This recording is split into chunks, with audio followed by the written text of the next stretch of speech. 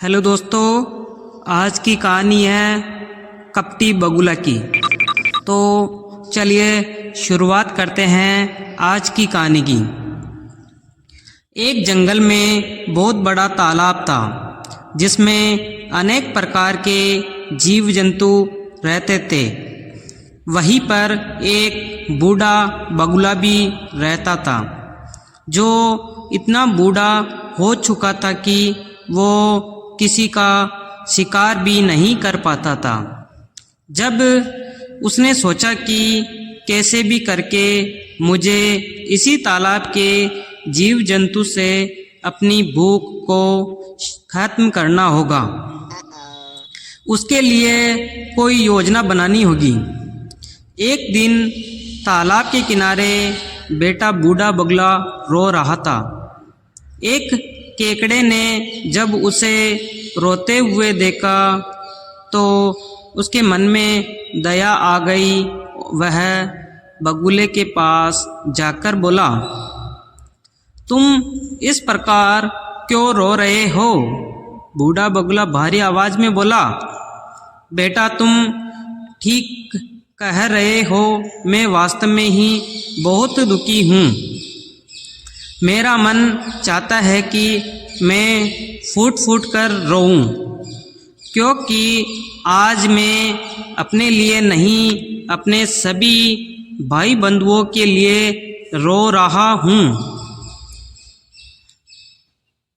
ये आप क्या कर रहे हो दादा? हम सब तो कुशलता पूर्वक हैं, हमें क्या हुआ है? केकड़े ने पूछा। हुआ नहीं बेटा, होने वाला है। मैं कितने समय से तालाब में रह रहा हूँ, यहीं पर पैदा हुआ, यहीं पर बूढ़ा हो गया। इसलिए मुझे इस तालाब में रहने वाले के दुख नहीं देखे जाते। मुझे एक ऋषि ने बताया है कि अब की बार 12 वर्षों तक यहाँ वर्षा नहीं होगी, चारों ओर अकाल पड़ेगा, कुंड सूख जाएंगे, तालाब में पानी नहीं होगा। इसी परेशानी से निजात पाने के लिए मैंने उपवास कर रखा है, ताकि पापों का प्रायश्चित करके इस तालाब में रहने वालों की जान बचा सकूं। दादा, क्या इस विपत्ति से बचने का कोई रास्ता है? केकड़े ने बगुले से पूछा। हाँ, इस तालाब से थोड़ी दूर एक बहुत बड़ा तालाब है जिसका पानी कभी नहीं सूखता। यदि आप सब मिलकर वहाँ जाने का निर्णय कर ले तो अच्छा है। मेरा क्या है, मैं तो जब भी चाहूँ वहाँ जा सकता हूँ। बगुले दादा, हम उस तालाब तक कैसे जाएंगे? हमें तो केवल पानी में ही तैर सकते हैं। मैं किस काम आऊँगा? तुम लोग चिंता मत करो, मैं अपनी पीठ पर लाद लाद कर सबको उस तालाब तक पहुँचा दूँगा। केकड़े ने बगुले की बात सब जीव जंतु को बता दी। सब डर के मारे चिंतित हो गए और यही सोच रहे थे कि वो ही सबसे पहले बगुले की पीठ पर बैठकर उस बड़े तालाब में चले जाए। बगुला मन ही मन बहुत खुश हुआ, क्योंकि उसकी योजना सफल होती हुई दिखाई दे रही थी। अब वह हर रोज कुछ जीव जंतु को अपनी पीठ पर बैठाकर ले जाता और एक पहाड़ी की ओट में ले जाकर उन्हें खा जाता और वापस तालाब में आ जाता। अब रोज बूढ़ा बगुला होशियारी से तालाब के जीव जंतु को खाने लगा। केकड़ा भी रोज बगुले को उस तालाब में ले जाने के लिए बोलता था, लेकिन वो कुछ न कुछ बहाना बना देता था और बोलता, तुम्हें भी ले चलूँगा, अभी जल्दी क्या है, धैर्य से काम लो।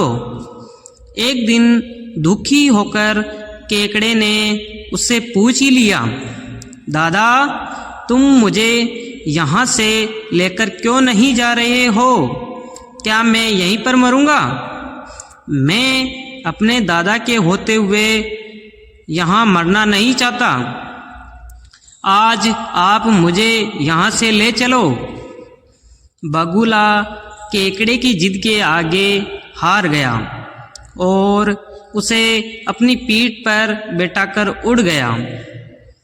काफी देर उड़ने के बाद भी जब केकड़े को तालाब नहीं दिखा तो उसने बगुले से पूछा, दादा तालाब और कितनी दूर है? बगुला जब एक पहाड़ी के ऊपर से उड़ रहा था तो उसने सोचा कि ये जल का जंतु यहाँ पहाड़ी पर मेरा क्या बिगाड़ लेगा। अब केकड़े को सारी बात बता देता हूँ।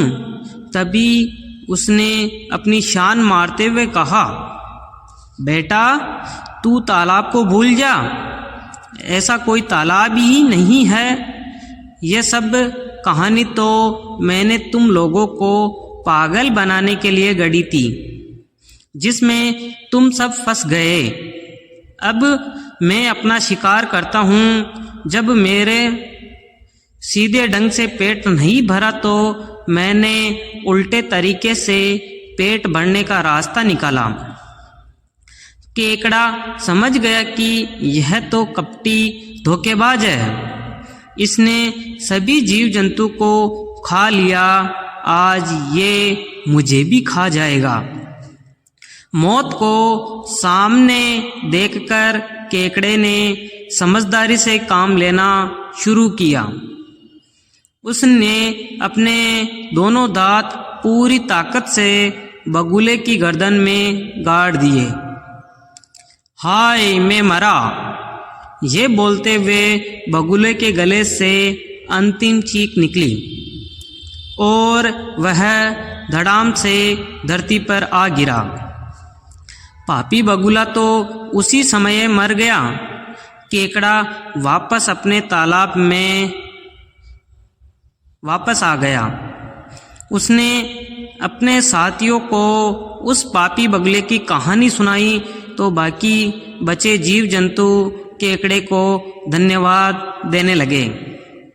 तो दोस्तों इस कहानी से हमें क्या शिक्षा मिलती है? हमें यह शिक्षा मिलती है कि हमें किसी को बातों में इतनी जल्दी नहीं आना चाहिए कि और पापी चाहे कितना भी झूठ बोले, धोखा दे, किंतु पाप का घड़ा एक ना एक दिन भर ही जाता है। धन्यवाद दोस्तों। आज की कहानी कैसी लगी है कमेंट बॉक्स में ज़रूर बताएं और साथ में चैनल को सब्सक्राइब करना ना भूलें। धन्यवाद दोस्तों।